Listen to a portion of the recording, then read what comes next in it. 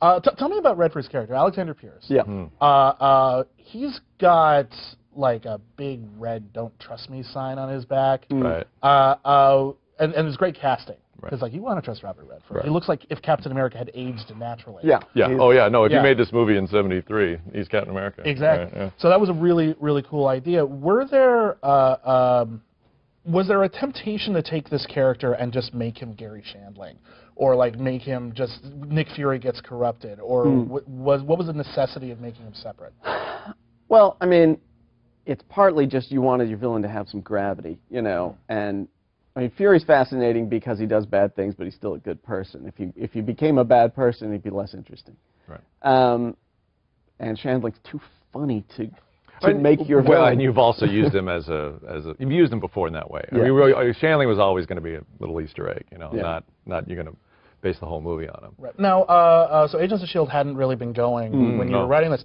Were you worried when you heard about it? Just like, what are we going to do to that show? Oh no, it was always we figured we were always told don't worry about it and they will adjust to you. Yeah. So like it's never I think there's a dialogue that somebody's having. It's not we're not the ones having it. Right. But Marvel is having a conversation. Execs at Marvel having conversations with the show.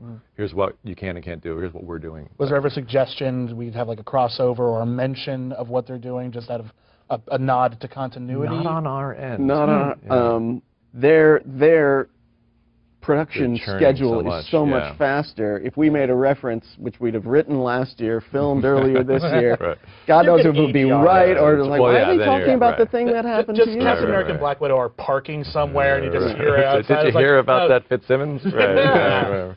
Wacky. Let's talk about Black Widow. Black Widow gets a bit more center stage time. Yeah. And I thought it was very refreshing that even though we talk a lot about Captain America's love life in this movie, you never forced them to have sex. Right. Were you tempted? Well, they're two very attractive people. They're attractive people who spend the movie together. So we didn't really want to do that, but we wanted her to use undoubtedly the many tools in her kit in order to poke at him, you know. Yeah. So one of that is sort of teasing him and kissing him in the mall and all that stuff. Yeah, it was good. I mean, it works okay. Yeah. What about we hear a lot about like her backstory. Yeah. That she's done some things that like. Do you have ideas about what that is? I thought maybe we would find out at the end of the movie, and now like I'm wondering, are they saving that for a solo film? We had a couple little name drops that we then pulled out after in various cuts. Well, it's also like if you're going to reveal her murky backstory, then you're like, well, did she do worse things than the Winter Soldier? Were they on par? Was he worse than her? Well, that's the question, you know, because it sounds like would the audience forgive her for the stuff that she'd done? Yeah. Like if we found out like she killed so many babies. Right. Yeah. Right. Like just and for no reason. We didn't even ask her. It was an assignment. That's right. This film ends on a cliffhanger. Yeah. Much like the last Captain America did. Although, I don't know, I actually always wondered, in the first Captain America, was like the cliffhanger where he wakes up in the present day, was that originally supposed to go after the credits? No. Interesting. It always had we always wanted to just slam him into the future to leave that disconcerting feeling. We had different versions of it. There was one where he was it was always going to be on the deck of a helicarrier.